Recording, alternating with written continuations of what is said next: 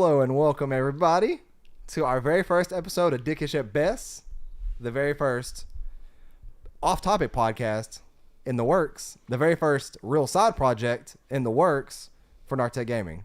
Or for Nartec. Nartec, yeah, I forgot. We lost Nartec. So Industry. we've teased this quite a while now on Triangle Squared, on Reader Mail, in our Discord, on Twitter, anywhere you may follow us. We've been talking about a new side project, and this is one of them. We still have one more technically in the works that Brett's actually being the leader on that one. And maybe it'll come one of these days. Yeah. When I do. No. What? Okay, anyways, but yeah, so like this is a really, really relaxed, really more adult-oriented podcast where it is completely off topic. We just basically sit here for an hour and a half to 2 hours and just shoot the shit with each other and catch up and talk about music, movies, video games, everything. And I don't care. I'll say the time frame, people don't like long podcasts. We've gotten told before an hour and a half to 2 hours is like the sweet spot. Some people actually said hour or less is better. I'm Some people though have also said, first of all, I'm it's known like as the 10-minute man. Oh yeah, so this is perfect for you. No, but some people have also went as far as to say they wish our episodes were longer. So what we did with the hour and a half to 2 hours on the other podcast was kind of like meet in the middle, and it just works. And sometimes we don't even hit that. And this is kind of more, we're going to groove until the groove runs out. It could be an hour some days. It could be an hour and a half, 2 hours, 2.5 hours, 3 hours. Could be kind of whatever. Yeah, so, you never know. Yeah. For the average, though, you're going to be seeing us for about 2 hours less, somewhere in there. Roughly. Yeah, but, I think that sounds about right. Sadly, we are still working people. Yep. So for those that don't know, I am Saul Bridges, one of the hosts of Triangle Squared, a PlayStation podcast, and alongside me, Brett Beck. Ooh, I get to do this now. Yeah, there we go. Oh yeah, I'm the other host of Triangle Squared. And then for people who have watched Triangle Squared forever, Blaze has been on 2 episodes, one proper episode, one bonus episode of Triangle Squared. The bonus episode was PSX, yeah, 2017. Yes, 2017. And anyway, last year. Yeah, so he's very British term. Proper. Yes. Mm-hmm. But proper. He is Zaku in the Discord, so if you're in the Discord, you will definitely know who he is. But outside of that, we've talked about him and shown him in random streams and whatnot throughout the he's popped in, run of the show. He popped in for our E3 stuff last year, which hey, you actually if depending on when you're taking your vacation for E3, if you are, you could actually probably come over and pop over for like Microsoft and Bethesda if you want to come chill. Yeah. Yep. Are you going to E3? Is that what you're saying? No. This is a live stream. Okay, it's what we do every year. Yeah, no. Sadly, I can't. Okay. I mean, I could take vacation and do that. If we had the kind of money for you just to pop over to San Francisco for a couple of days, or is it San Diego? I think it's LA, isn't it? Is it? You don't have the Bitcoin money? I still have the Bitcoin. I still have some Bitcoin money. I'm not going to disclose how much. It's actually not Bitcoin. Saul's a Bitcoin millionaire. It's Litecoin? No. The other one that was small, it was 39 cents. And then got close to $1 real quick. No, that stuff is expensive. Ethereum. Ethereum. I bought into Ethereum was $15. No, yeah. Oh, that's how we're going to start the podcast off? Cryptocurrency of all things. You're not talking about Dogecoin. No. We've talked about it before. You had some too. Yeah. I'm not disclosing what I have and don't have. Okay, now I'm not going to disclose of it. What it IP address 1.223. Anyway, I guess what we're kind of going with in the show is it will just be a natural show, like Saul was saying, and it's nice to finally have Blaze in something. I guess the biggest part is Saul and I have said it kind of here and there, but Blaze was originally supposed to be part of this from the get-go. Yeah, and it was just that different things hit different parts of our life. Yeah, it was before Kyrie was born. Yeah, and she's about to be 4, so it was probably 4.5 years ago that we started. Well, not quite, but it's whatever our YouTube channel says. Like if you go back and look and see when the YouTube channel was created, it was that's when we were originally going to do all of this. Yeah.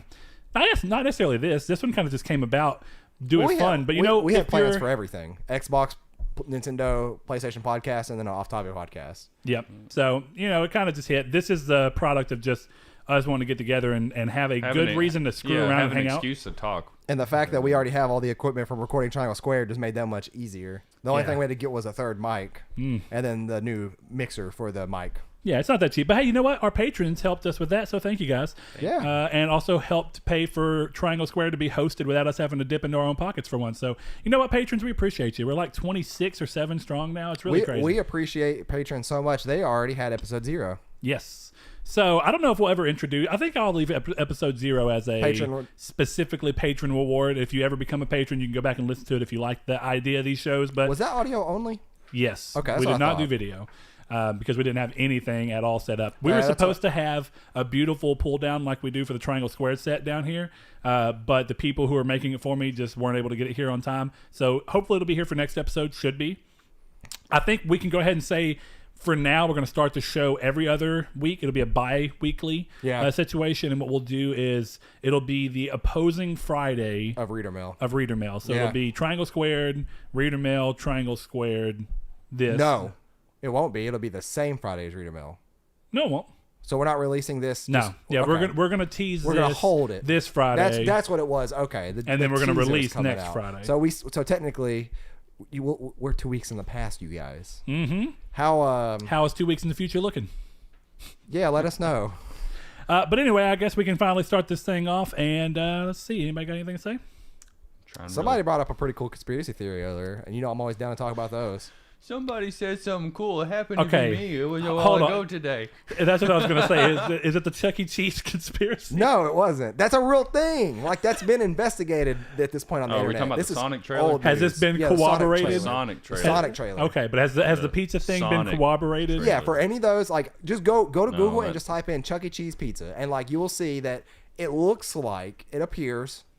Shane Dawson, who is a YouTuber, he even did name like drop. a thing about it, and like he literally would order a pizza and he got it in the video, and the shapes were mismatched. They were like shorter than others, and some were longer, some were wider, and it didn't make it wasn't a perfect circle.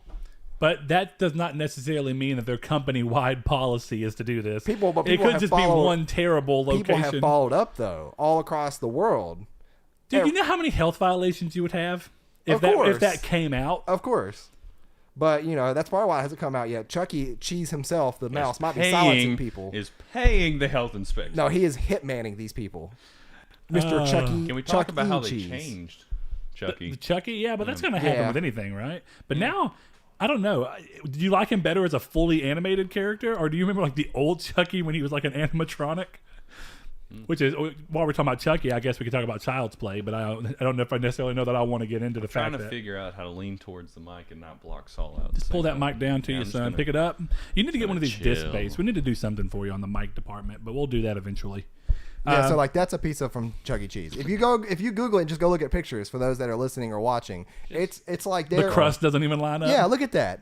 If that got delivered to me at a table, I'd be like, why are you giving me this kind of pizza? This is incredibly. I've this is had not the same pizza at Chuck E. Cheese at specifically ours, and it was not like that. This is all different places, and this is all the same pizza looks like. Like, that's how it gets delivered to the table. And it's just like there's no real reason why, if you order a large pepperoni, that they're going to cut up multiple larges and put them together, unless they are getting stuff off tables and out like old pieces and then reheating them. Now, I'm not saying that's 100% true because I don't want Mr. Chuck E. Cheese to sue us, but Defamation. yeah, but I'm just saying like there's reasonable things that go on that you could question that. What do you think the E stands for? Edward? Like, what would it be? You know, because it's Chuck E. Cheese. Yeah, Eleanor? Yeah, Chucky Chuck Eleanor. Eleanor. No, it's Cheese. Chucky Eleanor. Cheese. Charles Eleanor, technically. Charles, yeah. Charles, Sure, yeah. We're yeah. getting into like presidential territory here. Like that could be the 700th president of the United States. 700th? Man, we We went like from... Zigbar, the Equinox, the 50th or something as the president. Okay, all right. Well, look, while we're talking about this, have y'all seen the... I know that Saul... I know that Blaze and Jess did whenever we went to see Dance Gavin Dance, but the new Child's Play teaser...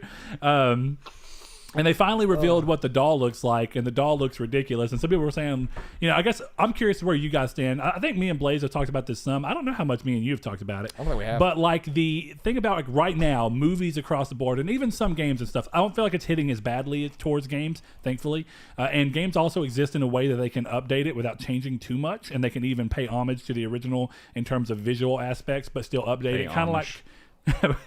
But kind of like Crash Bandicoot did, or like the new Medieval's doing, where it's obviously trying to look and feel and capture the essence of the original release while also bring it into a modern age where you can do a lot more. But then you look at movies like Child's Play, and the new Child's Play is coming out, and people are saying like right now it's like a lot of people are complaining, and I don't know, I mean, it does look weird to me, but the thing is they're saying like 30 years have passed since the original come out, but the doll in the new one looks worse than the doll in the original one. And I think it just looks different. I think the so fact too. that Mark Hamill's voicing him is also pretty cool. Yeah, but I think what a lot of people are saying, and from even what I've seen, I get it though. It's like I don't agree that this is true of the original either, but people are saying Chucky is supposed to be a doll that children would want, and he really doesn't look like that in the new one. But he doesn't really look like it in the original either. He Well, always that looks was the kind of 80s. creepy. There's I was gonna say there's some creepy like children's toys throughout the years, like especially like if you go back to like the 1940s and 50s, some of their toys were horrifying. Those dolls. Have you seen? And I can't remember what they're called. I would have to get them. I'm having so much trouble. Well, look, just spin it and then spin the head. But then it's poking me. Well, I don't know what to tell you. We will get better equipment for the next episode. We got 2 weeks to do No, something. it's just I don't want to be blocking Saul. Because look, if I turn this way, the It's just blocking Saul worse, isn't it? well, no, then my back's to it. Anyway, what'd you do? Riveting conversation. I don't know. This is good. I'll just hold it. Too bad you didn't bring your Grom here. Just so you know, like I'm sharpening up my skills for We the could have road. put that in the background. It'd fit. Right between there. Probably. Open up the window. Just have it outside. Now then everybody would see the tree that you were trying to cut down for the April Fool's thing. Anyway, what was I saying? I don't know why you said try. I did cut it down. We built a house out of it. So We built the studio. No, jokes on y'all. Anyway, people are wondering about the Sonic conspiracy. Oh yeah, I guess yeah. we'll get our way back over. I was gonna get there anyway, but it's fine. All I'm saying is that right now I kind of get what people are saying, and the one thing that I thought was interesting that was a takeaway from it, and it's what I've been feeling, but it's the first time I've seen someone else say it just the way I would have put it, which is that they don't understand why this movie is not really aimed at the people that would have seen the original one anyway and come after it. It's really aimed towards the new generation, as it's 30 and under, since the original is 30 years. And then, of course, it can be people who've watched Child's Play in between. But it's kind of where I'm at, is why are we using so much of remaking movies and changing them up, and when you could just instead go the route of making a new movie that's inspired by the original, well, and then still be unique in its own sense. That still way you don't another- have an overlap. they're still doing another movie series with Brad Dourif, like a separate thing. They're doing a TV show Or, with well, the yeah. original creator. So yeah. like that's more for like the original fans, and I'm sure that there's going to be some homages to the original fans in this new In this movie. one. I'm But kind of iffy about it, but I don't really see movies in theaters anymore anyway, so I just pretty much rent them on YouTube when they come out. Yeah, I think what it comes down to for me though is like Disney is literally remaking every cartoon movie they ever had into live action. Yeah. And it's like, why can't you just do the idea of make it inspired by that if you even wanted to, and then just kind of go off and make something new? It just kind of gets to a point where you get tired of seeing the same things over Well, I and over think again. there's been so many bad Chucky movies or Child's Play movies that like they just want to start anew. I guess that that's could fair I knew enough. what? Huh? A new what? But yeah, okay, we can work our way now into the fact that people think the CGI for the Chucky doll, or even if it's a real doll, I don't know, is bad looking. The other side of the spectrum is about the Sonic conspiracy. That So you they want to did head it- that out? That they did it bad on purpose, made a trailer just that looked bad just so they can hype up their movie to go back to the drawing board when they already have it made a different way.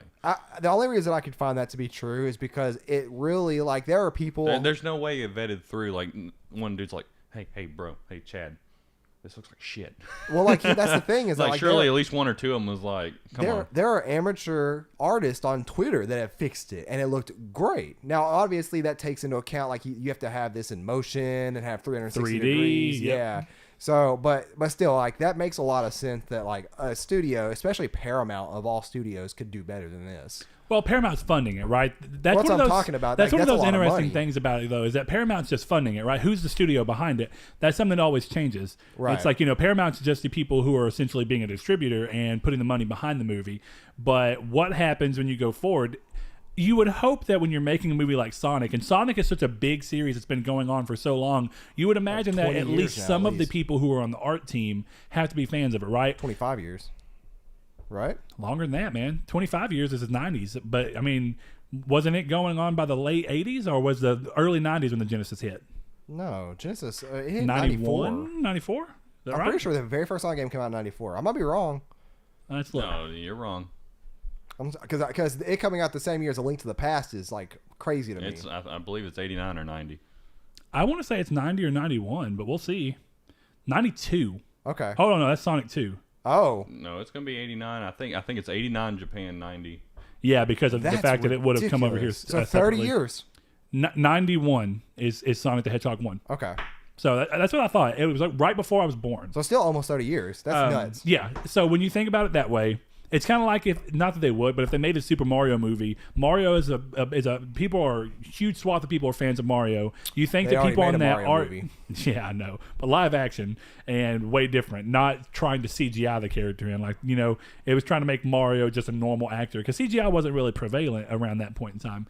No, but, he has more practical effects and stuff. yeah, you Like they remember what actually the had Yoshi in there and the Goombas. the Goombas look The weird. Goombas look like the Lizard Man from Amazing Spider-Man 2. But even worse. But Oh wait, no, never mind. Lizard Man was Amazing Spider-Man 1 villain, wasn't he? Because Yeah, Electro you're right. was 2. Yeah, Yeah. you're right.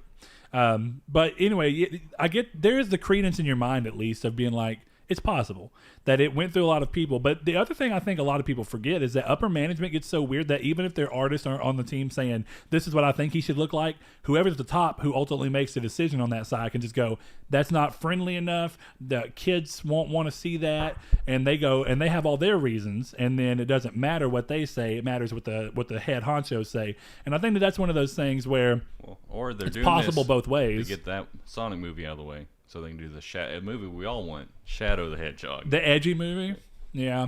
See, But the like, thing sure is, enough, rated R. Like he's just I don't want to see any Shadow he's pouring movie. gasoline on tails. I'm pretty sure I can find that movie on riding YouTube. by on a motorcycle and striking the match behind him, just and then blowing it up. See, the thing is, Shadow was so cool when he came into Sonic Adventure 2, but then that Shadow the Hedgehog game was just like, whoa, guys, it's like you all got high, listened to Godsmack, and were like, let's make a game. Two of Liam's favorite things: motorcycle riding and Godsmack. Oh, that Days Gone playlist thing just killed me Yeah. every time I saw that. But no, I think that the idea, and Kiki shared this too whenever it first happened and was talking about that. But I think the idea that they obviously took money and a budget and said, okay, what we're going to do is we're going to make the entire movie back here, and it's going to have this design. And then we're going to take a small portion of the marketing and we'll cut a version of the trailer to where all the CGI for Sonic in that trailer looks like this. And the idea, of course, would be that because of the backlash, they'd be able to kind of be the hero in this thing and say, we listen to fan outcry. Right. There'll be fans who will be like, I'm going to go watch it just because they listen to us, And then they can reveal it. And if it's perfect, fans will be like, this is awesome. And I'm part of it. Sonic's going to be in it. I don't know, man, because they already have Sonic breaking the speed barrier and blowing out, electricity as he runs so fast. Just, oh my god! Another thing that was funny about that movie is people complaining about the rings being a portal to the Earth, like through the Earth. But what the hell do you run through at each Sonic stage to go to a different stage? That's Bam. a different world. Because it doesn't say it's World 2, World 3. Makes sense. Special stage. Yep. See, I get that too. Whenever I first saw that, some people were like, "What are they making these into portals for?" They've always been portals, as far as I thought. They also came out of certain ring-shaped portals in a certain Avengers movie. Oh yeah. Yeah. Yeah, they were animated similar too. The way they kind of did The little the spiraling effect. Yeah, but I guess in the trailer for that, it was like the ring was spinning with like a little crap around it. But at least you had the ring there physically. Yeah. Which was also weird, but I mean, Do you think they're going to do a chili dog reference? I bet they will, because they've even gotten to the point. You remember in Sonic Generations at the beginning when Sonic is going and he eats a chili dog? He's like, "What is this?" Yeah, that was a good game. That was a good game. Good game. Sonic Generations is great. So I haven't played it yet. Yeah. So anyway, I guess I don't know. It's funny that the test episode had conspiracy theories. I love conspiracy theories. Like I love talking now we're coming about back them. around here. Cryptocurrency, conspiracy theories. Yeah, we're starting this thing off right. Now all we got to do. Where's my tinfoil hat? Let's get started with this. We should make 10. Anytime we transition to a topic, we're gonna pull out our have a little soundboard that we start to use. Go over the board. Can I make mine look like Jughead's? Little crown hat. Jughead. You know Buckethead? Jughead. RG Comics. Oh yeah, okay, Jughead, I got you. he Yeah, Eats a lot. yeah. Saul. About 50 years old. Saul. Yeah, and Saul, he's still the skinny somehow. Professional eater. I am hungry again. Like I should have actually gotten a You're meal. hungry again? Yeah, I actually should have gotten something to eat at Wendy's.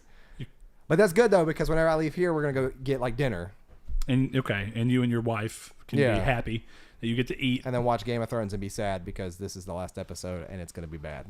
I just World's have a feeling. smallest violin. Okay, so you have me and Blaze. I think Blaze got further than I did. I've watched season 1 I of watched Game of 3 Thrones. seasons. There's so You many watched character 3. arcs they've set up that And this they're is season just- 8.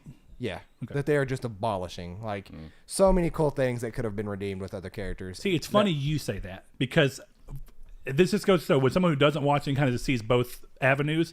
You're saying that, and I've seen a couple other people that are kind of just saying that, but then I've seen a lot of other people saying they've built up to this and foreshadowed this the entire series. Not with everybody, they have. And character development. There are some characters. Of course, I don't know what's happening. So I'm not going to say because just in case this comes out a week after the final episode, so I'm not really worried about it. Spoilers. Technically 2 weeks. Actually, you know what? Yeah, I'll just say it right here. Nope. I'll say a spoiler for one character. They're not going to know until 2 weeks. We're not assholes. We've made this clear with the theme song. Well, there's a certain character. There's a certain character. We'll have to re-edit. He dies at the end of the second to last episode 7, Someone I think, died. or 5, whatever it is, 5. okay, fair enough. That was pretty. Somebody died at the end of the second to last episode of the season or series, I guess, and his character arc was built up so much better than his death and why he died and his motives of going to where he died at and everything about it. The writing was terrible. The arc was completely reversed. There was things that he said in the episode before that didn't make any sense. It contradicted things he said in the past. Why don't you do a Saul reviews? I could, because I've been with this show since it was coming out, and this is not good. Like, compared to everything else, there are other characters in the show that, like, yeah, that actually kind of makes sense, and yeah, I can justify that.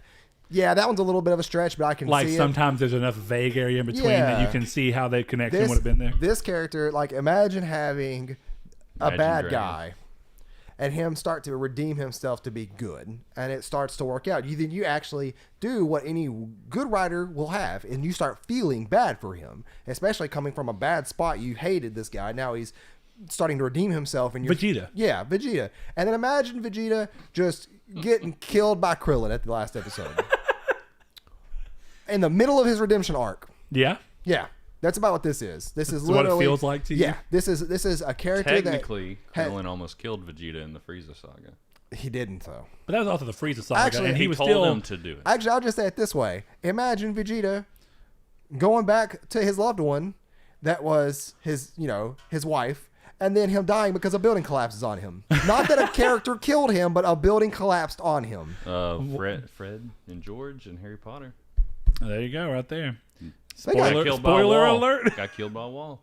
No, well, not Fred, not both of them. One of them did. Yeah, they got the wall fell on top of them. No, He was under the rubble. Yes. No, maybe George, because Fred died first. It was didn't one. One of them One of them- survived. some I of them forget which survives. one. One of them died. he? I thought by the end of Hollows they both died. No. There was one that was No, like one shot has to live without. Because there's, they That's what play makes a it big sad. ploy. Okay, that's right. Yeah. Because if they killed them both, it's like, oh, okay. Are you sure he died by a wall? I thought he got No, hit he in the was under- head, like with a spell, No, he and lost his ear and everything. was underneath rubble, like they were holding him out of the. I've been. To be fair, it's been. It's been so long since I've read those books, and I know the movies kind of deteriorate there. But yeah, it's imagine Let's Vegeta. ask Lord Google while you're talking. Imagine Vegeta becoming the ultimate redemption, then becoming friends with Goku and having a heartfelt conversation with Goku, and then pursuing something he shouldn't be pursuing that you disagree with, that is fundamentally against his character due to his redemption arc, and then dying because of rubble.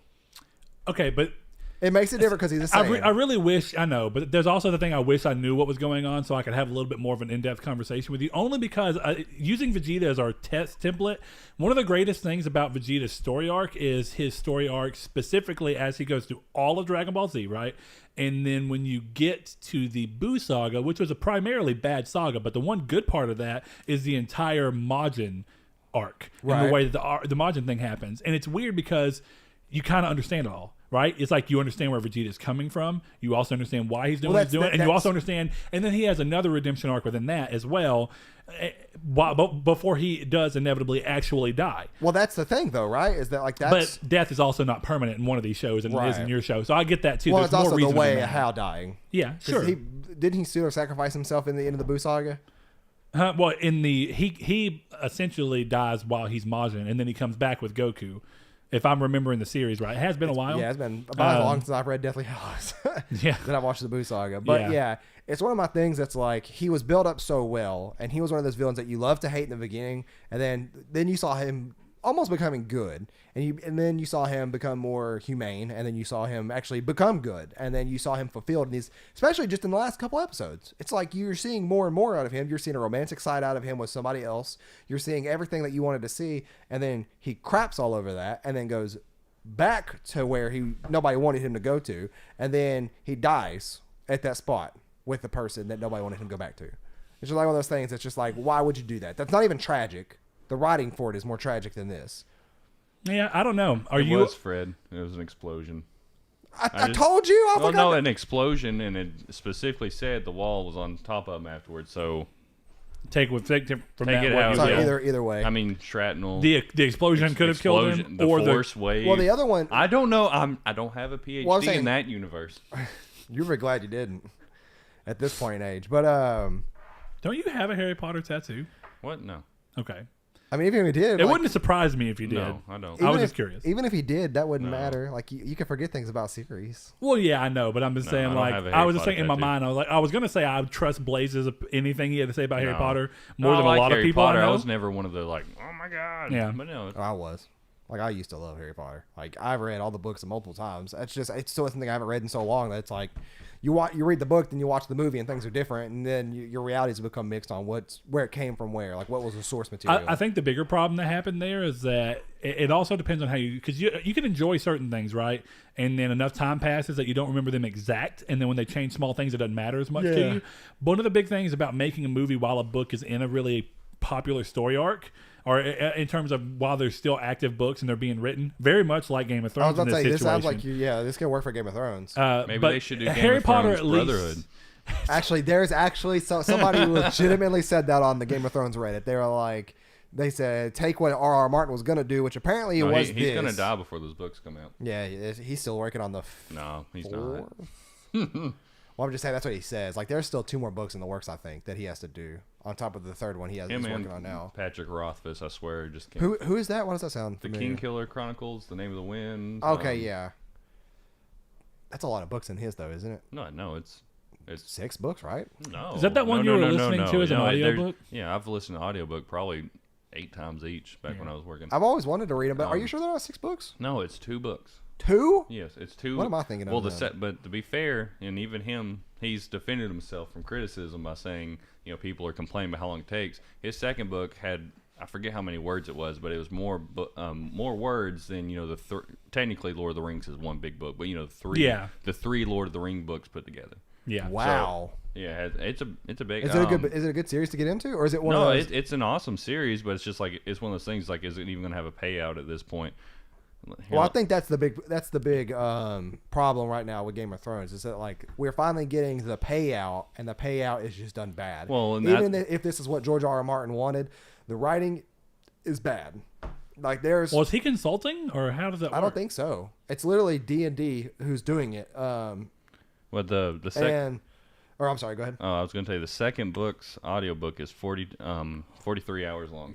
that's like a week. That's a week's worth of work. I've listened to it like 4 different times. See, I want a good fantasy. The first one's 27 hours, but to put it, look, I have all these books right here. Put it in comparison, Fellowship is about 19 hours, Two Towers is 16 hours, and Return of the Ring's 18 hours, and that's with retarded songs. Like there's songs. In the books. I forget there are songs in the book. There's songs the in best the audiobook that by this narrator, Robin Glaze. Yeah, but he sings the songs, and it's like okay. And you'll press the 15-second. I'm like, okay, come on. Keep on coming, yeah. Who is the guy? Is it in The Hobbit or Lord of the Rings that he walks around and sings? And he wears like basically... Tom Bombadil. Yeah. Is that Lord of the Rings or is that Hobbit? That's Lord of the Rings. Okay. Was he in The Hobbit? Nope. Okay. See, that's one of those things that I'm getting mixed up where I was. Because I know he's not in any of the movies. In the Silmarillion. Yeah. Silmarillion. What a name, man. I remember I was like, what was he thinking? Is it like I have to come up with a name for a... What would you even call it? What's like... If you had to say something close enough in the real world to what it's trying to be, which is like a compendium of short stories. Doesn't it stand for something? Lore out. Maybe. Like Silmarillion is like... it's supposed to be Elvish I don't think something? it's Elvish or something, but it's like... It means it's another tongue that means like I feel like Michael might have told me this, like what it was. And I just can't remember. I don't know. It's probably something you can Google, but we don't need to just necessarily be Googling. slaving over to Google. While we're talking about that, Blaze bought Why are you going to talk about my laptop, man? Because it's more funny. Definitely for people that know you even a little bit, it's going to be funny for them because anybody that knows enough about you, and even if it's not necessarily primarily about you, primarily about your dad. Watch your words, sir. Is that anytime, like I remember Blaze was like, hey, what do you know about the MateBook Pro X? And I was like, oh, it's a good laptop, but it's made by Huawei. And Huawei are the people that are in trouble because of the stuff about spying and their stuff being used to spy on the U.S. government, and the daughter being involved with some big conspiracy. I can't remember it all off the top of my head right now, but she was like held because of it, and the CEO was like, oh, we weren't trying to spy. And now Huawei's coming out and saying that they would be willing to sign a no spy agreement where they just promise not to spy on people in America using their items. But what this led to was pretty interesting because, of course, when it comes down to, I told Blaze that. I was like, hey, that might be something you want to know, primarily because Blaze is raised by a man who believes that anytime that's something that's even on the table, you just avoid it completely and just push it over and then go about your business. I love talking to people about that too, like especially ones that are not saying your dad is, but off the deep end on that kind of stuff, like where they believe that anything you buy, everything that you see, everything that you say is all like 100% my defense recorded. to that, whenever you send me a message back about it, I said, well, that's pretty much everything now. Because, I mean, what's come up on the Facebook stuff all the time, there's like, oh, we have all this information. We don't do nothing with it. But, I mean, there's constant, like, it's all the way back to, I guarantee you, they can say it, like when you talk about certain things, and everyone's had it happen where you talk about something stupid or that with someone, and then all of a sudden you get advertisements for it on your phone. That actually happens to me, which is weird. It's like, at the point where you everyone. can't, there's anything on those. Yeah. All that information in the Google, all the pictures on our Google Drive that we share, all that's there. My whole thing is just, at this point, you can't avoid that, but you can retain what you share in it.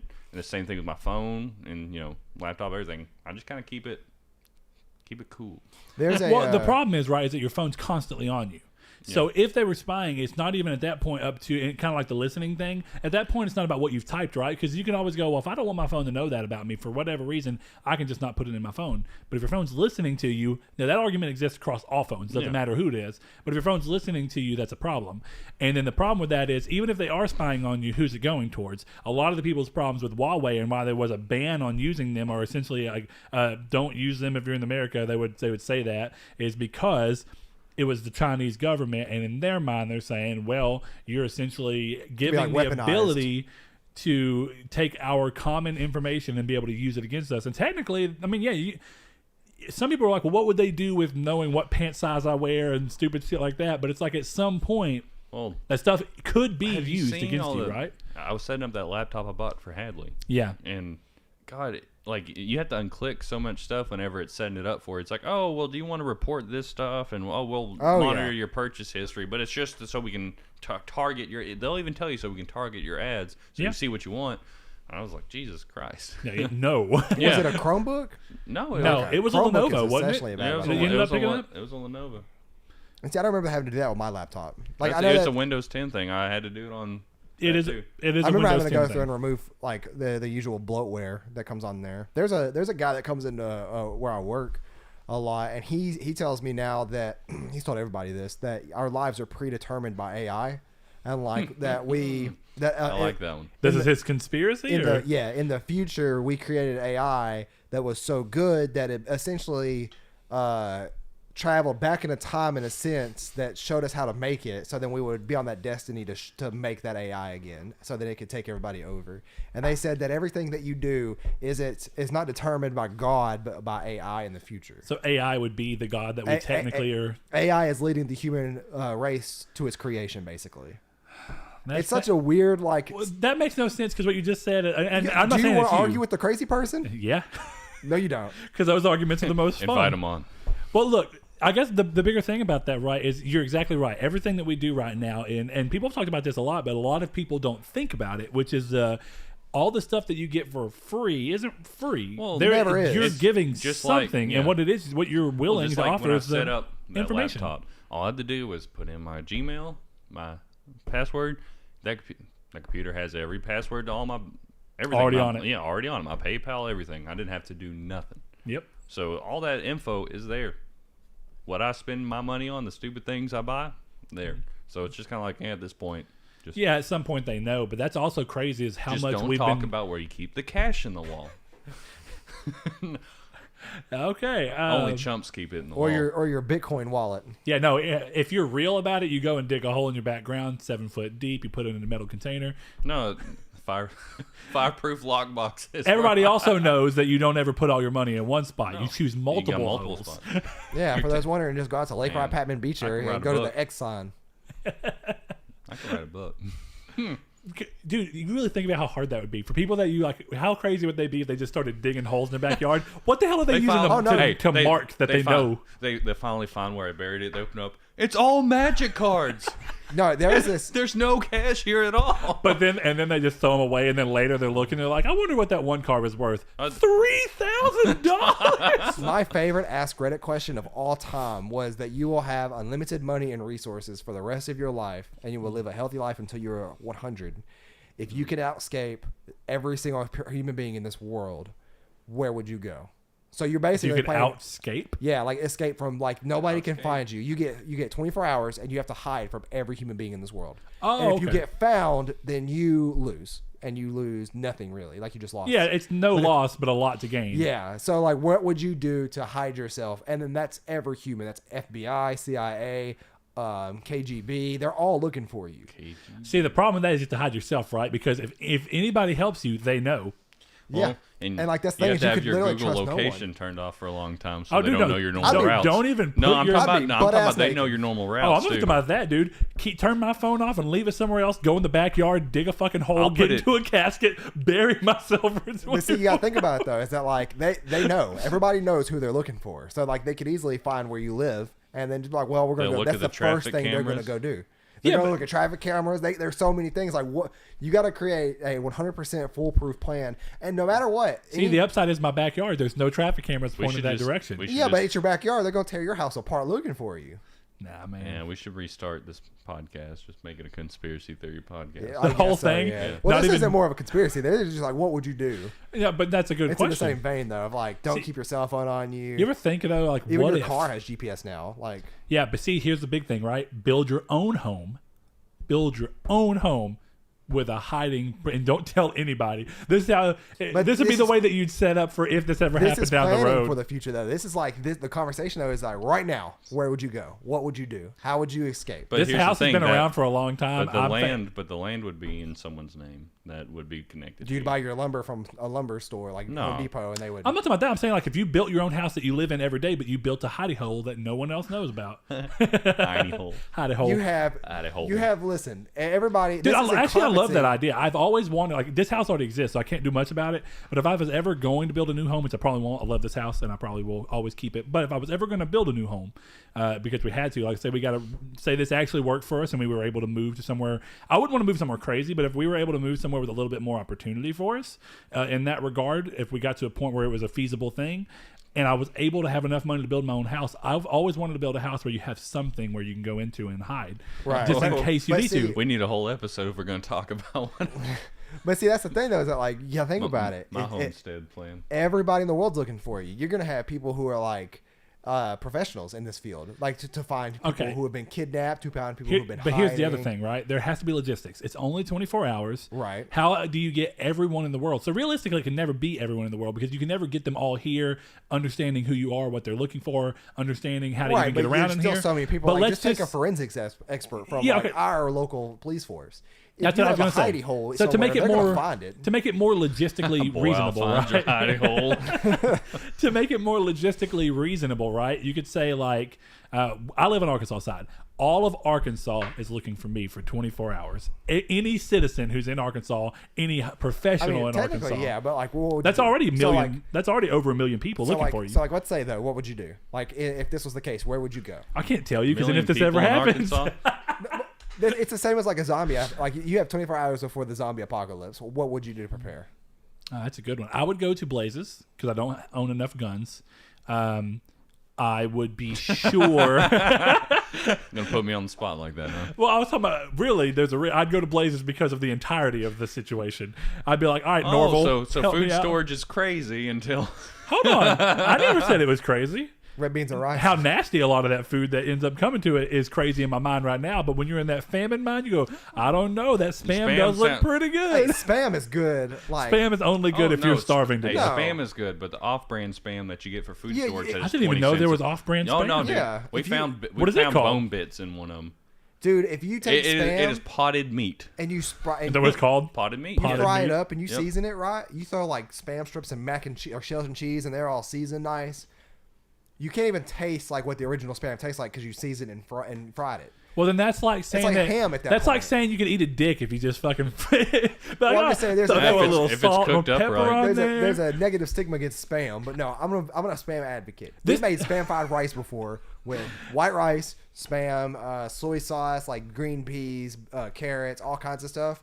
And then you add in like sriracha, soy sauce, and stuff like that. I was just saying, and you season it real well, garlic, put some onions in there. Delicious fried rice, and you would never realize what you're eating. Well, hold on. That ties back into. That ties Same back works in, with the dick. You Well, that's fry it like- up right. but that's it This though, right? calamari's a little tough. But that's it right there, because spam has a bad name because it's like, oh, it's potted meat. And first of all, it's not potted No, meat. I'm it's not saying even this that. Spam has a off-brand- bad name because no. spam is disgusting. No, but this Only when people literally slice out a can and this put it on a doesn't piece of even look bread. like spam. This isn't solid. This is cat food looking. Oh.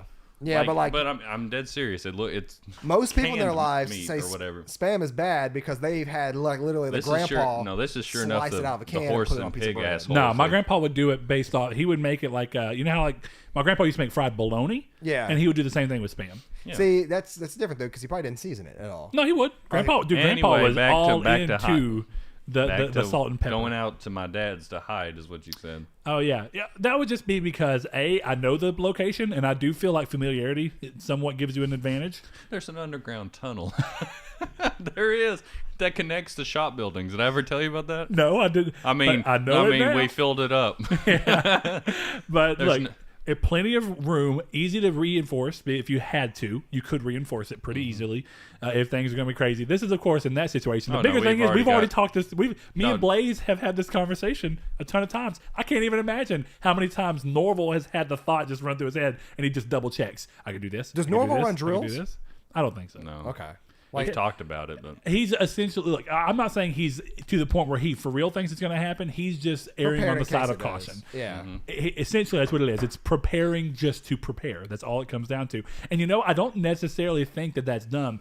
The biggest argument I could see someone saying is that if it never happens, then you essentially wasted your time. But I don't necessarily think that has to be true, right? I think what's more important than no, money. food storage is very. That's Well, not even that. I mean, across the board, Well, preparing like- for even mental, even mental exercises that you go through of like, if this happened, what would I do now? well, we Bam, already go have through the that. plans for tornadoes, all that stuff. Exactly, and so what that comes down to is even if Zombie it doesn't, apocalypse. even if a tornado never hits, you have your plan of what you would do.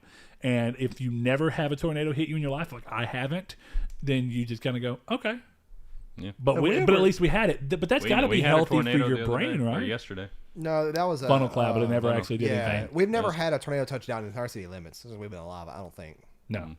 So like that's one of those things, but it's always there's a saying, surrounding like, cities it tend to pays get be it. prepared. Yeah. Well, yeah. Like there's been a tornado in Decap. One dropped down in Atlanta a few weeks back when it was flooding. Yeah, I guess 2 weeks ago when it was flooding. In the almost 30 years I've been alive, I've never seen a tornado hit the ground here. I've seen funnel clouds. I've seen 3 or 4 of them. Yeah, they formed. Yeah, But I also think, in terms of the preparation thing, though, I think having that mindset, it's also just got to be healthy for your brain, right? I mean, it's kind of tap into something that's like primal primal in you of Yeah. like, just what do you do when these things happen? Go. And it's like, the more that you exercise that part of you, Well, I think it's the same for. it's got to be people- healthy, right? Same for people going camping, right? Like, Yeah. like to get out there with low tools and resources, and then to Minimalist, find, yeah. and to find your way to have like a little like even like a cook stove or a camp stove. I mean, it's like that takes some skill to use unless you're using like a propane one with a clicker that just starts. Well, yeah, Like a lot of them are ones that like you can get that little. The windshield, and then you just throw the windshield down in the coil, then you put a little fire on it. Yeah, and, It gets weird. I mean, I know a lot of It's people who different do. than going and turning a knob on your stove, is what I mean. Like it's a different change of pace. Yeah, I mean a little bit, but a lot of it, some of it comes down to how weird they've made it. I think that there's a real thing about real survival skills, which I feel like most people do not have, which is like the ability to actually go out there and be like, how do I start a fire myself? Nothing else. That's the thing, right? Is that like at that point, there was not that big of a gap in between the lives of that Well, versus what they lived 20 years ago. But now the gap is so big, it's become this thing of camp stoves being the an equivalent of that. Well, you do preparedness things to cut out the need. Like, it's good to know it, but to even cut out the need, like lighters. You know, we have those stored up too. Yeah, because there's no reason they can't dry out as far as I know. Well, so as long as you keep them in reasonable the conditions, cheap ones can. They have the butane. Well, but then even then, you can the size of a chapstick container, you get flint fire starters. Yeah. I mean, hell, see that's the more Dad thing. even has a couple. How You know, can you prepare? the flint tools for the old stick, the yes, welding. Yep, like Minecraft. What? No. This is it's called a striker, and you do it when you're welding. Actually, for an acetylene it's like torch, a little cap and flint, right? Yeah, it's for an acetylene torch. That's what you use in Minecraft. It's like light things on fire. Oh, but it's a little different than that. But no, this is actually like I a don't little. think it is. This is a metal spring that comes around, and it's actually not even flint. It's actually just textured metal. Flint and steel. I mean, it's not flint. It's just textured metal, okay. and all it does is spark, just enough to make the gas. Well, I think that's all it technically alight. does in Minecraft too. Is just sparks. Yeah, and it just happened to spark it on and grass. and flint and steel is how you would originally do that. You just and that's the classic one-handed kind. Like honestly, me and Annie have been talking about going backpacking camping lately. I'm like just like going up to Millwood or Lake Rappahannock and then just like walking out 3 or 4 miles into the campgrounds that are way out 3 or 4 miles, and then just setting up camp for the night with like a sleeping hammock or a tent. Or we can all go camping in Denver and do our spirit journey. Well, it's yeah. I don't say mushrooms are illegal. There's a rattlesnake, so I have to kill it. But no, I think really, that's not a bad idea, and it's good to do that every now and then. Just make sure you can. Right. But I'd probably do it somewhere a little prettier.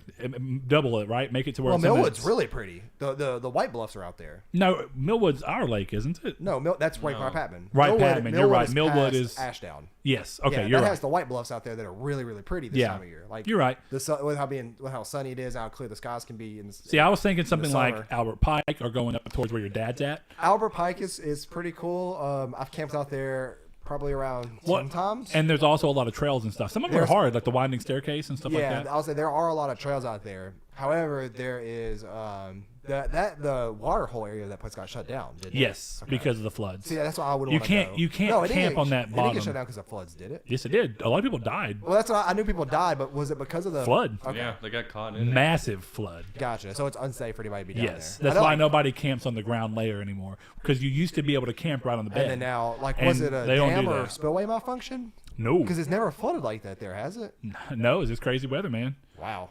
But that's why they kind of stopped doing it. I don't know if it's that, but like when it rained so heavily the other day and was flooding in my backyard, I was thinking to myself, I was like, I wonder how Albert Pike is right now. It's like, is this kind of the mindset they were in? Like, just because that was happening during the day, but the flood that hit whenever everybody died from that, or not everybody, but a large chunk of people died. Everybody died. Everybody died.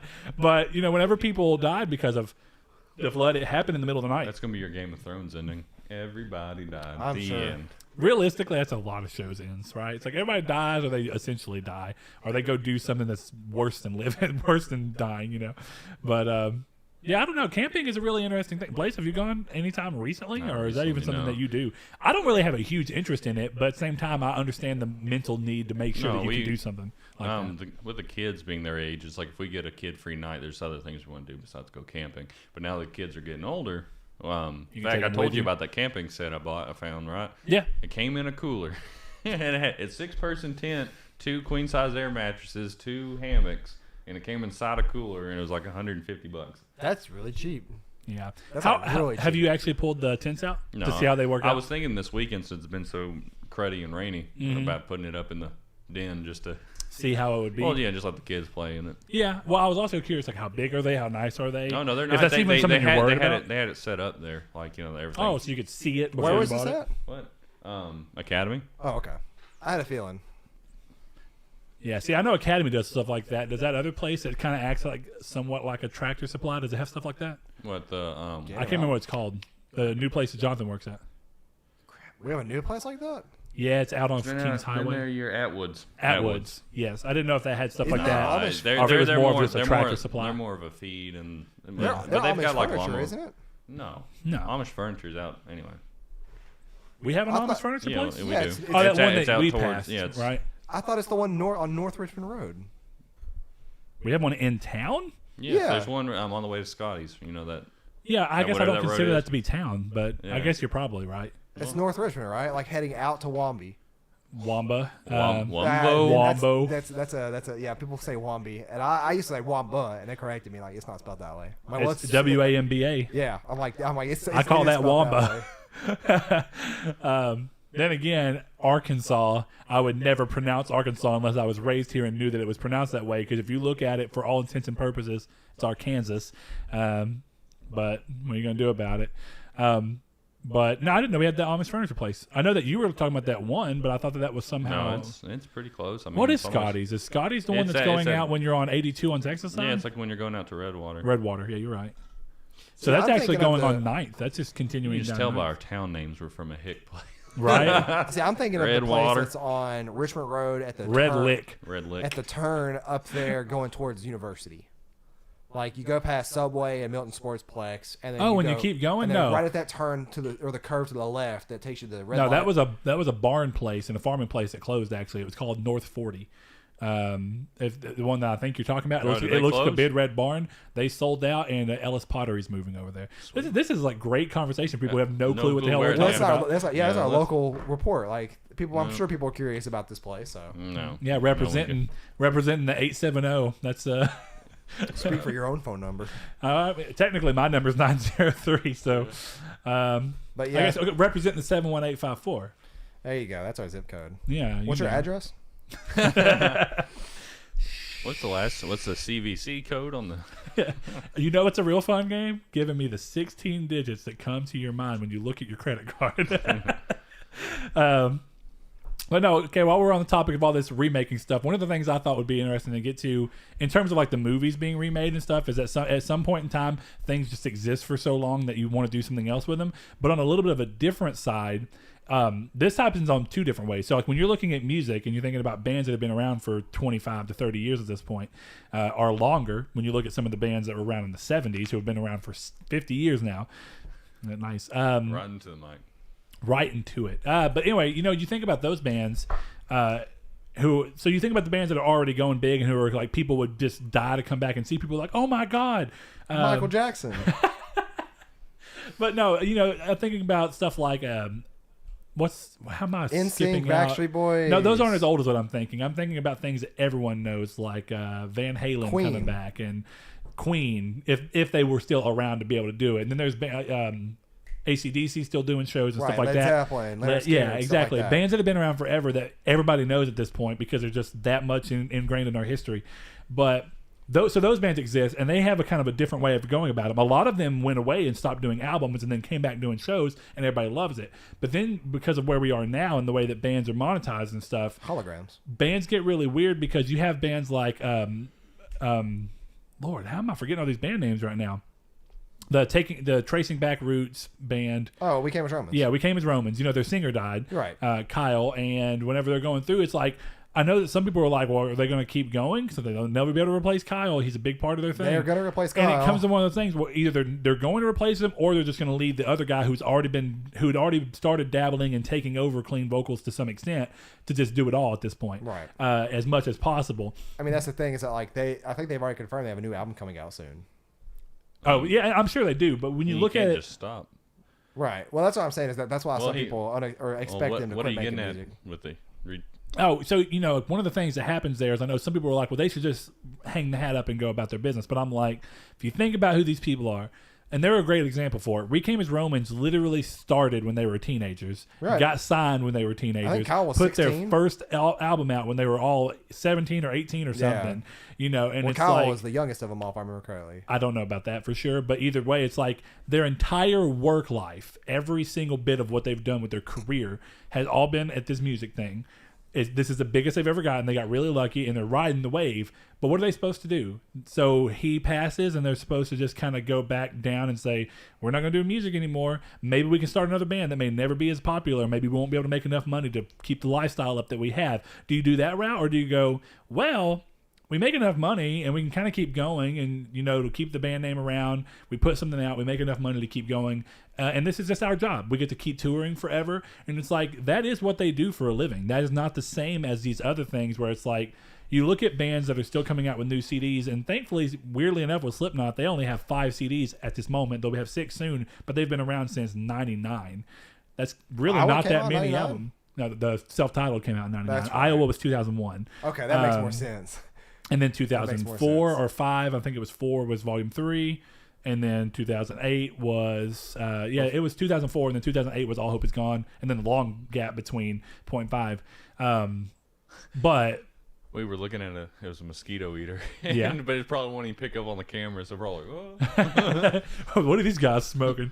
But, so that's a band that's a little bit of a different example. But you look at a band like Korn that's been around even longer than Slipknot, and they have like triple the albums. So but you're talking about being remade. Are you talking about bands doing well, a different name? I don't mean that as much as like part of the reason I think these movies are getting remade is that people are kind of just like they don't know what else to do. They're like, this is kind of an idea of like, well, we have something here, we don't have the creative thing to do something that's new and really crazy. So it's kind of like when I think about Slipknot, a lot of people are like, well, they'll never. And Slipknot's just my example for the time being because it's been a recent conversation in the Discord. But it's like Slipknot themselves are the ones saying that this album's tapping back into some Iowa stuff, and it's like. They're the ones putting that claim out there. And then some of the fans are like, well, I don't care as long as it's good. Some of them are like, I want it to be Iowa. But it kind of comes across the board. It's like all bands and all fans and everything kind of get caught in this thing where it's like a band reaches a pinnacle. And then even if it's kind of a slow arc down, it's like they'll never get that again. But these bands are going to just keep releasing stuff because that's what they do. It's like these people that make movies, even if they run out of ideas, are just going to remake the same movie or whatever because it's like, it's my job. It's what I do. Or maybe I think I have a good idea, but it's just not going to be as good as what was originally due to maybe nostalgia or maybe due to my misunderstanding of what makes it a great character or whatever it be. And the same can be said about Sonic to an extent because he's an existing IP that's finally getting a movie made 30 years after he came out as a character, and it's like, well, he's had more movies made, just live action. Well, yeah, that's true. Specify. Well, but he's never had a theater movie, a theatrically released movie. I think Sonic came out in theaters. Not that I'm aware of. Nope. And I do mean real theater release and not something where they're like, we're going to show a movie on theater that never actually originally released in theater, which happens sometimes. I'm pretty sure Me Big 7 Seth saw it at Cinemark 13. Yeah, I don't know, man. But that might also be one of those things like where it's like a limited thing, like one day. Yeah, where they do something weird and it was never an actual full theatrical release. They're just like, oh, we're going to show this cool thing. I don't know. But my point, I guess, to get across it is that all of these things exist in a form where there's more people than ever. There's more entertainment options than ever. You're fighting against so many things. Since so many people are being entertainers, even what we're doing right now, it's like I'm sure every one of these little conversations, I know for a fact that every one of these little conversations has been touched on by a bunch of other people. So at some point, you're reaching a point of not having something really that's truly new and interesting to say. But what you have instead is us who have never had this conversation and don't know for sure who else has had it, even though we can reasonably doubt that somebody else has had this conversation. And then what we can also do is see the people who are going to listen to this, whether or not they've heard this conversation. So regardless of whether it's been had before, have we talked about it before? And have they heard it before? That's kind of like that thing. And then Slipknot and these bands coming out is like, again, it's their job. Even if they'll never reach that maximum again or that pinnacle that fans and maybe even themselves see them, like, Slipknot themselves see as their pinnacle, they're just going to keep doing it because it's enough. It's a good enough release. People like it. People enjoy it. It's something they like doing. They're what they've always done and wanted to do is make music, and they're just getting to keep doing that. Well, that's the problem with these kind of like anything really like music and movies and stuff is that when you have a subset of people that are entertainers and then they make a product and then people praise the product to the holy grail because they really, really liked it and it becomes their favorite thing. Anything they put out subsequently after is just the worst. It's not as or good. Compared to it, if nothing else. Right, it's never that it stands on its own. Like it's that it's compared. After like a good example that I always go back to is after Meteora and Hybrid Theory from Linkin Park, like that era of Linkin Park, anything after there I did not like. I liked maybe one song out of all Minutes the to Midnight's of the songs. okay. Yeah. Reanimation, bro. Well, I was gonna say that's all within the same era. Reanimation was between, right? Yeah. Yeah. No, Reanimation was. Yeah, that's a cool album. Well, yeah, because it came out Hybrid Theory, Animation, Meteora. Yeah. Okay. That's and that terrible Jay-Z crossover that everybody else like it's Linkin so Park and Transformers. Yeah. I saw it. I have to buy Minutes it. to Midnight. That's the only reason I like Minutes to Midnight is because that was a cool time frame, like nostalgia. Oh, no, there's other songs on that I like. No More Sorrow is a cool song, but I'm with you. Believe it, that was terrible. They're never the same. Right. In terms of a lot of people. It's always Fall Out that. Boy, I'm the same Park, to an extent. My Chemical Romance, all stuff like that. Like, for the most part, they change tonally when it comes to this kind of things. Directors change visually.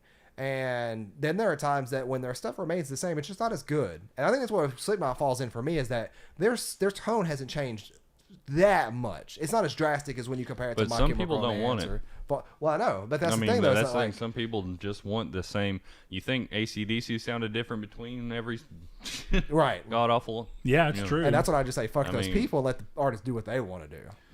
And I kind of agree with that. It's like, well, they're just creating and they're doing it, and some people are going to enjoy it, but- and I enjoyed it. Like Well, I yeah, thought let them Point do what Five they was want awesome. to do. But if people don't buy it, they don't buy it. I mean, that's kind of the.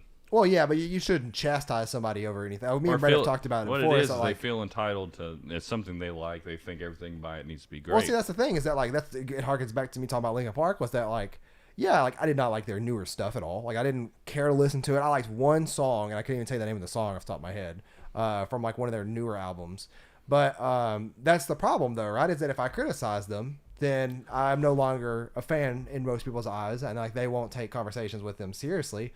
But then if I don't criticize them and just not buy it, like, right, they just keep making it. No It harm, just no foul. distances me even further as a fan. Well, it's funny that you say that, because me and Blaze have talked about sometimes, and me and you probably had the conversation at some point though, where, and I don't just hate on the bands for it, but they do exist in my mind in this point of like disappointment. So like me and Blaze always talk about like New Bring Me the Trivium. Horizon album. Well, nah, that one actually didn't bother me as That's much. personal for me. But that's You know, also way different. But Trivium is the go-to example. a little counter at the bottom for each time this thing wobbles. Dings down. dings the Well, I'm audio. trying to Look, we'll get you a cozy. new one, because look, I'm the trying to little get disc cozy. you can get right off of there, and it just holds and it's fine.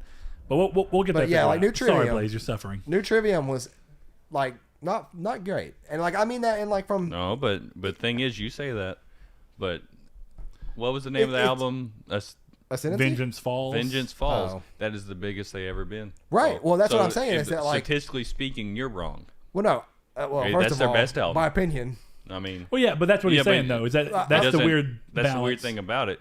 I mean, I Well, agree that's what with you all day long. Well, that's what but- I'm talking about, but though, is- Statistically speaking, Well, I'm talking about it brought them in twice as many fans. I'm It's talking like about at a personal Disturbed, level, though. When Disturbed got, they changed a bunch between albums, but they kept getting bigger and bigger. What does it matter? Well, no, I understand that, and that's why I'm talking about at a personal level. Like that's why I said it distances you. It Yeah. doesn't distance Well, them then- for money or whatever. It just Well, that's what I was then gonna that's say. what me and Brett have is our list of this band stopped here. yeah, Take It Back Sunday is like Because a big one for me. there's essentially two ways you can go about it, and If they have two bad albums in a row, they don't exist to me after that. Yeah, like I just lose faith in them. And what's weird though is that sometimes it can do this weird thing where it takes things that you knew you loved and you stop listening to them as much because it's like they were somehow stained, and like that the love you had of their old stuff is tainted a A little day bit. to remember for me. Common Courtesy, and then the newest. I don't know. Bad Is it Bad Vibrations? Vibrations? Yeah. That's a single of theirs, but Yeah. or a song. But yeah, like those two albums completely are terrible compared Yeah. to the two albums previous to that. And I won't go back and listen to them. Yeah. They come out with a new song, I'll check it out. But like, there's no way I'm getting back on the hype train I did when I was back into them 10 years ago. Right, but like perfect example, that's Coheed and Cambria. Shout out to our little hangover. But Man, what's Donovan's favorite album again? The Color Before the Sun. But no, and look, I don't even want to crap on the album. This is what I'm saying though, is that album was just not for me, and I don't even think that it was ever really. Yeah, I and heard- even if you look at the I backing heard of Donovan it, got that album cover tattooed. Oh, he did? Yeah, he got it tattooed. yeah, and it says my favorite Coheed album, and then it's got the whole album art on his belly. There was someone on Twitter that had, the little cursive chest piece that says "A Day to Remember" lyrics right across there. I was like, man, I need more ironic. Yeah, but when I think about that, it's like the weird thing about Coheed for us was that it was going to be that thing where like up until the new album came out, we kind of existed in that area of like, well, we didn't really care for their Color Before the Sun. So it's like, what happens if this album's bad? And to us, Yeah. not to everybody, but it's like, what happened if, And by I- our and I- opinion, it doesn't yeah. touch what we like No, about and I Coheed? told you, it's like, well, if this next album's bad, then they're just on that list. Yeah, and They'll it's- join Slipknot, Trivium, and all those people that it's kind of like, See, but I guess my point is, how often do you listen to Slipknot Trivium these days? not much anymore. Every now and then, Right? But it's like a nostalgia-driven thing. It's like you put it on, it's like, oh yeah, I love this because I used to love this. But it's like, when do you just put it on because it's like, I still love this because I love this band? It's like you're saying, the list is almost like a thing in your mind that happens where it's like, because of the fact that they've fallen out of the grace so far, you just stop listening to them because it's almost like listening to the old stuff makes the new stuff hurt more. And again, not to say that it has to be crapping on the band necessarily, but more so the fact that when you're listening to them again, it's like, even if I don't love it, I'm not trying to hate on the band, but in my mind, it is like, it's a little disappointing that this isn't as good as what I thought before. It's like, and I think that's a problem with that age group when we were listening to those bands, you attach your sense of identity to those bands. It's true. It's true. You know, like how often it's like, man, I'm going to get that band. You know, but it's understandable. But as you get older and looking back, it's like that shouldn't be what makes part of your personality. But that's the same age where where how you dress is you dress a certain way or you collect certain things. Like, oh, this because this is who I am. This is what I want people to see as part of it. Yeah, because part of it. I feel like you still carry that throughout your life anyway, right? Yeah, because it's like technically no one sees the vinyl I have, but I collect them for me. Partially because I like to listen to them. I think that they look cool. I think it's a cool technology. I think I'll wrap all that up. It's a cool way to support physical releases from a band that you enjoy. Oh, yeah. You know, but you're right to an extent. I do. No, think I was talking about more so why it's so disappointing on those bands you've listened to from when you're teenagers, because you attach yourself to those bands because you know that's what you were listening to when something happened, or when Homegirl did the broke my heart. That Day to Remember song was so good. Yeah. Yeah, it's funny how music works like that too. That you go back onto like those memories, and some music you listen to is. And this sounds snobby, but like your taste evolve, and like you learn to like some people learn to like more integral music throughout their years, and then you still have songs that you really love that are tied to nostalgic reasons that musically are bad songs. Yeah, there's a lot of songs like that, especially from like the scene emo-ish music that like. And depending on how much you were into them, there's still like a blind spot sometimes where you're like. Even though someone else can look and say that song doesn't fit anything else you like at all, but you like it for nostalgic reasons. I set my friends on fire. Oh Lord! Who stole my phone? What phone? Speaking of which, okay, never mind. Mine's my phone.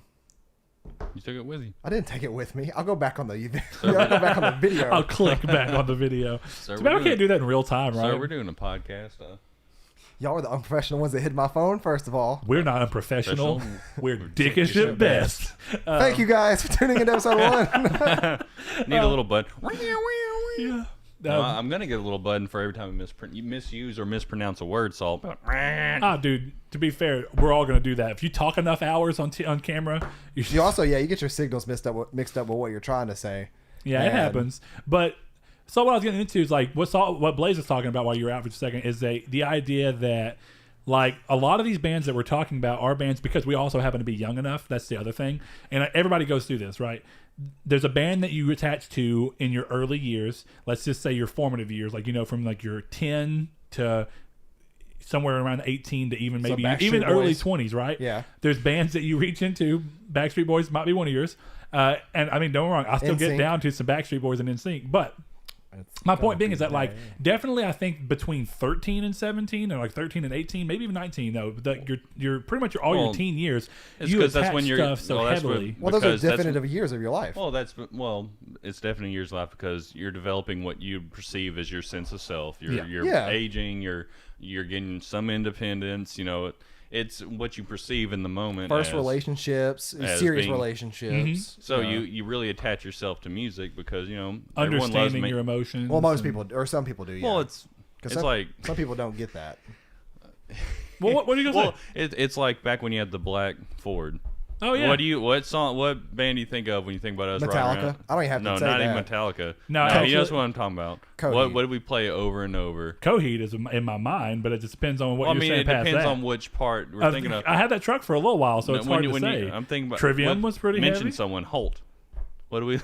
When we were with Holt in the black truck. You remember? Under Oath. What? I just had sex. Yes. What is that?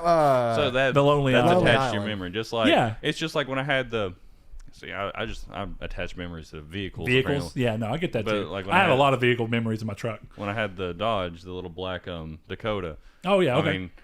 I mean, or even the blue Dakota. The blue Dakota is what I thought you were talking about. Slipknot constantly in the yard, but the parking lot at school and teachers being like, "Oh my god!" The vehicle I remember the most that you had, and it's so funny, and I don't even remember you ever playing a song in it. Now the more I think about it, not the turd cell, that huge jacked up black Forerunner you had, and I think I remember it so much because it was such a piece of crap that we had to do stuff to even get it to start half the time.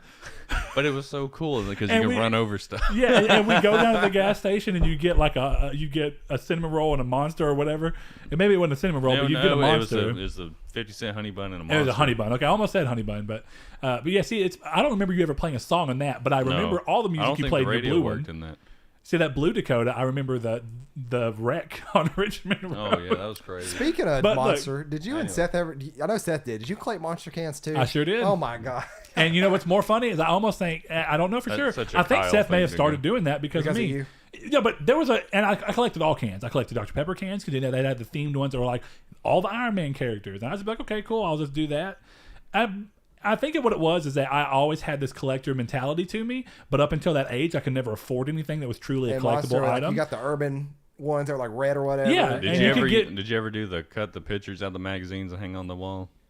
Yes, Like the guitar the Yep. ultimate guitar or whatever. yeah. You Not don't ultimate you guitar, don't remember my Guitar room? World. Whenever the bed was against the wall, you Oh, just yeah, come no, in, dude. It was I remember. Yeah, that's I what did that for like cheap video posters. game cutouts. I mean, Yeah, dude, like I would rip a page on the Game Informer and put it up. yeah, Oh, no, dude, don't- I would had never maps do out that of the- now. I would never do that. The now. Warcraft books. I Yeah. had maps and stuff hung up. See, because so like once I started getting a job and had my own money and had my own, because I was so poor growing up that I didn't have a big realization of what was going on, like what I could or couldn't do. And then like I started realizing the things I do like about myself, which I do have a very collective personality, part of why I like physical games so much.